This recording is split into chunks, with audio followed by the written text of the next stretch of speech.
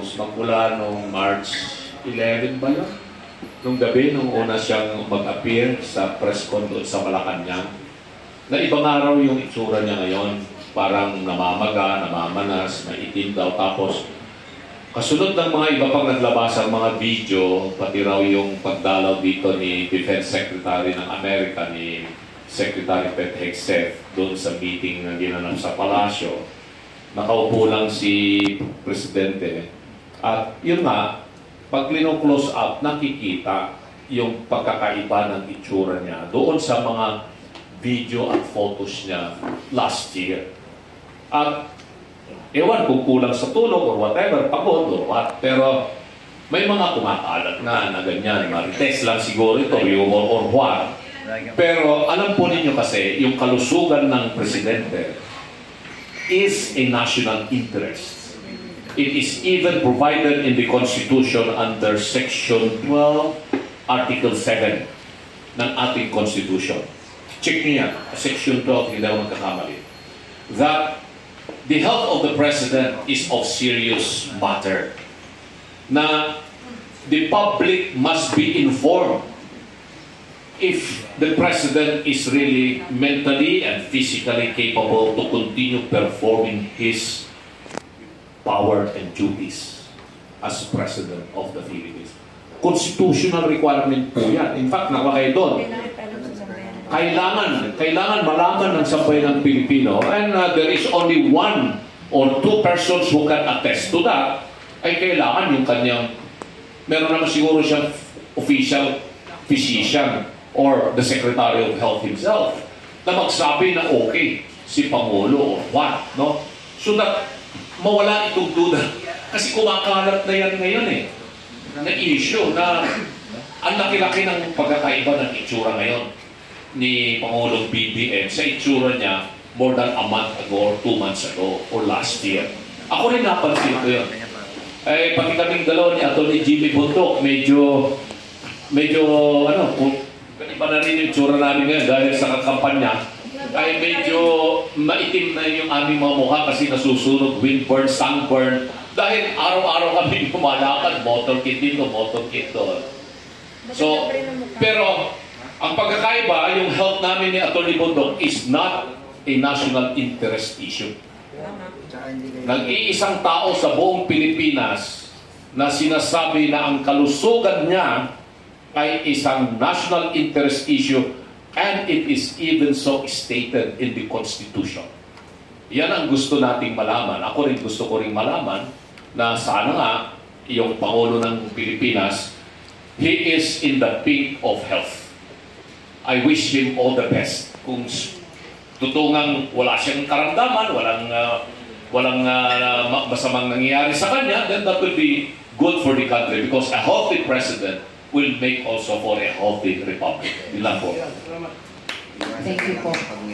May mga katanungan pa po ba tayo bago tayo magtapos?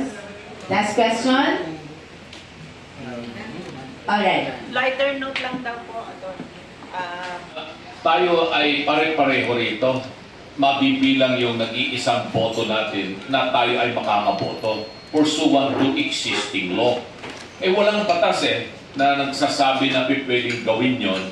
Though yung justification ni Chairman Garcia and the members of the Commission, with all due respect to them, hindi namin po yun matatanggap. And after studying very carefully existing laws and the resolutions passed by the Commission on Election, nakita namin na merong basis yung apprehension and fears of our overseas Filipino workers. Kasi sila, hirap na nga sila doon sa online voting registration pa lang sa ngayon. Kailangan mo magpa-register ulit doon sa portal ng COMELEC at hindi pare-pareho yung internet services sa iba't ibang mga bansa. Merong mababagal at medyo hirap na hirap sila. So, lalong madi-discourage yung ating mga overseas Filipino workers na bumoto. Tapos, imagine that I think it's only 15 minutes yung binibigay na timeline or lead time. Eh pag hindi, automatic magsha-shutdown na, hindi ka na pwedeng makaboto. So, you will be disenfranchised. That's because you cannot go on registering or casting your vote because of technology or system that has not yet been proven. Eh meron na tayong existing na a way of absentee voting for how many elections already? 2010, 13, 16, 19, 22, at least 5 elections na. At okay naman yung mga turnouts ng mga OFW voting. Although ang sinasabi kasi ng COMELEC na with this new system that we would like to implement this coming election, mas dadami raw yung mga possible na magkakas ng kanilang vote. Kasi in previous election, mga nasa 35-38% lang yata yung mga OFW na bumoto. They would want the higher percentage of overseas Filipino workers' votes to be cast so turnout mas mataas. But okay, mas marami siguro nagpa-register pero baka nga naman hindi sila makaboto. Kasi sila mismo ang nagsasabi, itong mga overseas Filipino workers groups, not just in Hong Kong. Binisita ako ng mga leaders ng OFW dito sa Pilipinas when we came to my office, mga galing sa Korea, galing sa Singapore, galing sa Malaysia, galing sa UAE.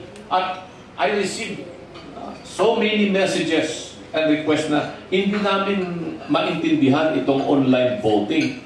So in effect, you are now systematically disenfranchising itong mga OFW in a system that has not yet been proven.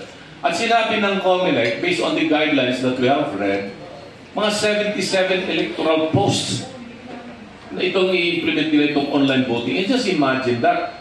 Eh, siguro kung i-pilot mo na dito, testingin mo na siguro sa 5, eh baka pwede pa natin siguro palampasin. It's not going to have really a big effect in the outcome of the election. Pero 77, that I think is ito yung kinakabahan itong mga overseas Filipino. It's not us who is really apprehensive of this, but our overseas Filipino workers na sila gusto nila talagang makaboto, lalong-lalo na sa election na ito. They really would want their votes casted and at the same time counted. At iyon ang kanilang gustong iparating dito. Kaya nga, bumisita mahigit 200 overseas workers ang gustong pumirma sa petition eh. Sabi niya, Torre, tama na yung 10 siguro kasi masyadong magiging makapal na yung ating annexes. Nakita niyo naman kung gaano kakapal na itong petition na pinag natin sa Supreme Court. And that goes to show na yung interest, yung clamor ng ating mga overseas Filipino workers ay napakataas dito sa ating ginagawang hakbang na balik tayo doon sa original na tested na pwedeng makaboto ang ating OFWs.